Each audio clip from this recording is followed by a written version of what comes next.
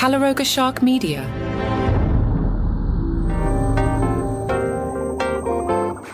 Hey there, I'm Johnny Mac with your daily comedy news, a daily briefing on stand-up comedy, comedians in the comedy industry, the kind of phrase that someone like Jay Leno would say if they were trying to goose the Spotify transcription algorithm to goose their podcast in the Spotify rankings. But of course, Jay Leno doesn't have a podcast, so he would never say a phrase like that.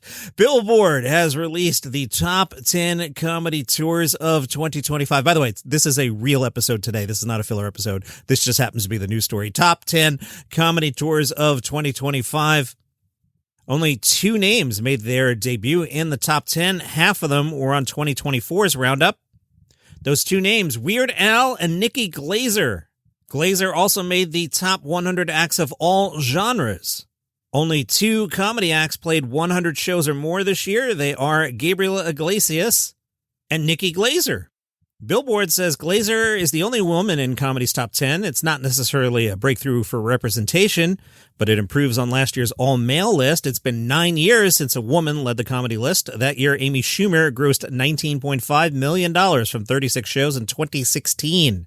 Let's take a look at the list. Number 10, Jim Gaffigan. The Barely Alive Tour, $15.7 million, 74 shows, 192,000 tickets. Number 9, Nikki Glaser. How'd she compare with Amy? Well, Nikki grossed $19.5 million compared to Amy making $18 million 10 years ago, and Nikki did 120 shows, 294,000 tickets. Number 8, Joe Coy, who one time hosted the Golden Globes, but I don't have time for that today. He did 83 shows and grossed $20.9 million, so who's laughing now? Well, actually, Taylor Swift is still laughing. Taylor could sell 303,000 tickets in about 4 seconds.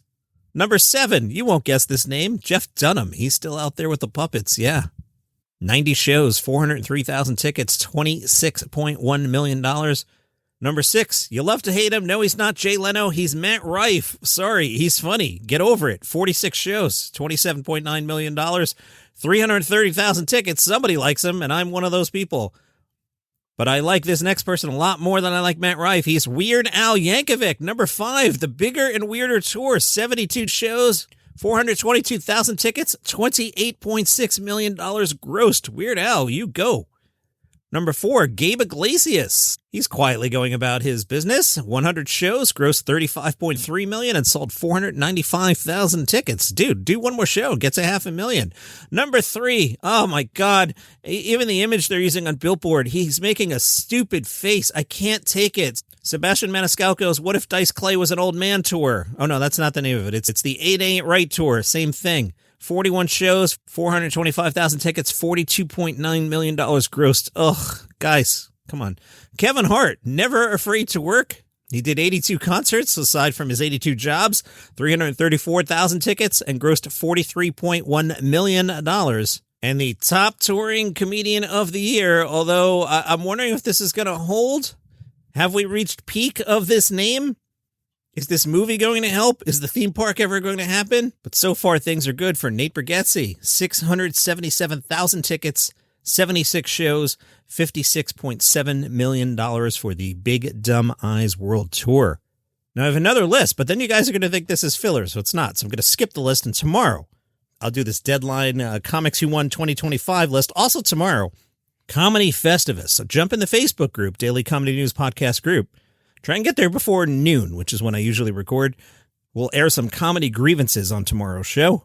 Marc Maron was profiled by Esquire, and I loved this first thing Marc Maron said because it really, I can connect with this. Maron said, I used to say that I never really felt like life was going by quickly. When you're in it, you're like, it's plodding by. And here's the part that resonates. Then all of a sudden, it's like, oh my God, how am I the oldest guy in the room? I didn't really have a sense of age of those younger comics like John Mulaney or Nate Brize. I always saw them as my peers. Then you hit 60 and you're like, you guys are 40. What? When did that happen?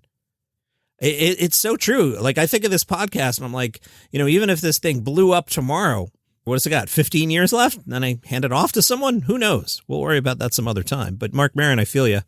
Some rat-a-tat-tat from Maron. What have I learned from being divorced twice? Just give them the money. Mark, what happens to us after we die? Not much, but is that so bad? Don't we all need a nap for a while?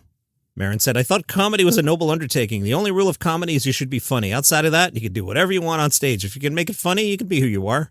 There was this idea on the anti-woke flank, don't censor yourself at all. And it's like, no, that's how civilization works. That's the way democracy works. You learn tolerance and you behave properly in certain situations. Now that's gone. I don't know how democracy works without tolerance and compassion. Maron says if you can change one of two people to either think differently or help them out, that's not nothing. I don't know what else I can do. I'm not going to run for office. As I was putting the show together, I threw some comedian names into Google. One of the names, Bert Kreischer, and what came up was a headline, Bert Kreischer parking. And my mind just ran with that. Now, it was just about what one would do with their car while attending Bert Kreischer's concert over the weekend. But I was like, Bert Kreischer parking. Imagine if he got into that. Like, imagine if that was Bert's version of Jim Gaffigan bourbon and Bert got like super serious about parking. Can we make that happen? That'd be amazing. Robbie Hoffman and John Mulaney were talking about when they first met. Apparently it was something to do with a WGA Writers Guild meeting. Hoffman said, "That was my worst night. We had a union meeting that we were forced to go to, or there'd be some kind of fee or a doc, demerit points. I don't even know how it works yet. I wasn't even on the health care." John Mulaney said, "We are members of a great union, the Writers Guild of America, with whom we have some complaints, as does every member." Mulaney continued, "So there are meetings of the WGA that would kick off various actions, normally strikes. We mainly strike. We don't do that much else. And there are these meetings at the Writers Guild of America, West or East, and I think they're a little bit less meetings and more like pep rallies." And Robbie went to what was more of a pep rally. They were taking questions, and at an event like this, they're more taking comments about how it's great that we're striking. Robbie raised her hand and asked why the guild owns so many buildings if the goal is to get money to the writers, and you had a list of properties they owned. That's hilarious. Hoffman said, "I did. Here's the thing. I'd be remiss as a former accountant. Before I did this job, I thought my ticket out was I was going to go to school and get a good job. What a novelty. I get a good job. Shout out to KPMG to the day I die, just like I would say shout out to John Mulaney until the day I die. A good job, nothing like it. I remember it forever. I love it." Skipping ahead, she says, "Then they tell us we're striking. First of all, we just had COVID. We have to strike because the studios are about to do what studios do and be a-holes. Surprise, surprise. So they say there's a mandatory Q&A. It's a day before the strike. And I realized my timing was off. My timing couldn't be worse. But in any event, I go. And I decide, well, I got to be informed. I just joined this union. I've never been in this type of union, so I decided to go to the website and look through their financial statements, which is what I would do with anything, just to have a nice read. They're a not-for-profit, supposedly, and I just looked at it. I hadn't been an accountant for years. This is hilarious. I barely even know how to look at this stuff, but there's certain things I can look at a balance sheet. I can look at an income statement. I can look at it, just cash flow and these three basic statements. I don't need everything else. But a couple line items jumped out at me, particularly the real estate. And it's like, we work from home in our apartments with roommates. Who's at the building? So I said, why do we have to strike this yet and hold our wages when we have assets to offload? Why don't we sell all the buildings and divide it up among the members, give checks out? V Magazine caught up with Chloe Fineman. Chloe Fineman makes Jim Gaffigan's bourbon business look casual. V Magazine tells us the ultra-hilarious, algorithm-shattering SNL comedian teamed up with the beloved Moxie Hotels to write and record a series of exclusive holiday bedtime stories. All these holiday bedtime stories are accessible from in-room rotary phones at every Moxie across the U.S. and Canada. Fineman delivers impression-packed tales from The Guilt Trip, Merry Peachmas, and more. Copywriting rule of 3. Chloe explains, I pulled a lot from personal experience, which helped keep the stories grounded even as we leaned into the comedy. The holidays can feel chaotic and overwhelming, so it was fun to contrast that energy with the soothing shift that happens when you escape to a hotel and slip into a different persona. And then here's the part that I think even Jim Gaffigan would throw up at, because I do think Jim Gaffigan actually likes bourbon. But Chloe Fineman said this supposedly with a straight face, as if she actually believes this. Sometimes you're just taking a check and it's okay to admit it. Like, that's the one thing about Pete Davidson, who played the Riyadh Comedy Festival. Pete's father was killed on 9/11. He was a New York City firefighter. But Pete just said they paid well. At least you can kind of respect the honesty there. Chloe Fineman said, living in New York has really shaped the kinds of partnerships I gravitate toward because I always want to collaborate with brands that feel genuinely authentic to my life. Moxie has had a strong presence in my New York experience, whether it's going to events there or having friends stay at the hotels when they're in town. Because they're so convenient, this partnership felt like a naturally great fit. I got to go throw up. Be right back. Hey, don't forget, if you're listening on Spotify, follow Daily Comedy News so it shows up in your feed every morning. That's the kind of thing Jay Leno would do to try and beat out the other podcasts. That guy's the worst. Remember that Raymond reunion on CBS a month ago? It rated well, so they made another one with the leftovers. So I don't know how good tonight's special is going to be, but on CBS tonight, it's the Everybody Loves Raymond 30th Anniversary Reunion Part 2. Ray Romano said, some of the compilations we had to cut down, the gag reel had to be cut down. My wife Anna did a half-hour interview and they showed her for 3 seconds. Yeah, I know everybody wants to tune in and be like, I wonder what Anna Romano has to say about this. My father and Raymond creator Phil Rosenthal's father did guest spots together a few times. And they weren't actors, but they were always hysterical. We showed that during the live taping. We had to cut that down.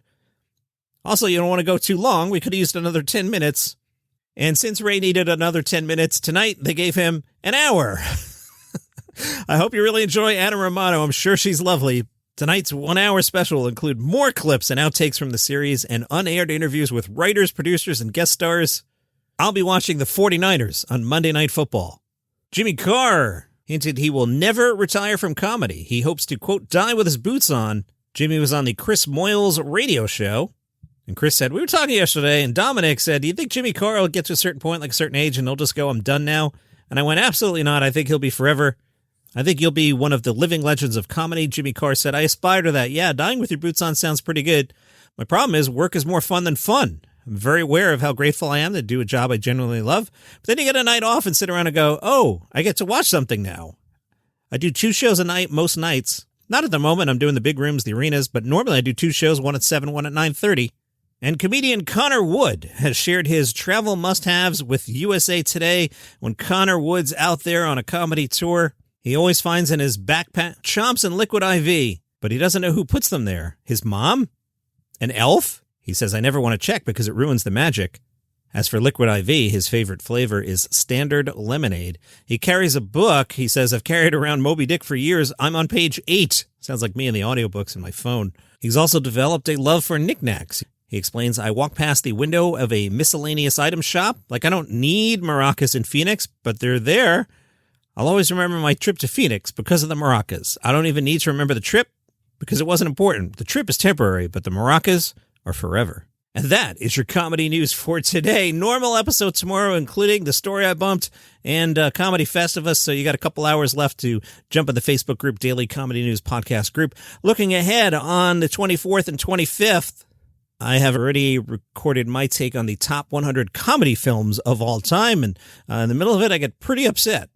That's for Christmas Eve and Christmas Day, or you can catch up next weekend. I totally understand. That's why I scheduled them for those days. I get it. So tomorrow will be normal, and Friday I anticipate doing a normal episode just to cover whatever comedy news happens during the 23rd, 4th, and 5th.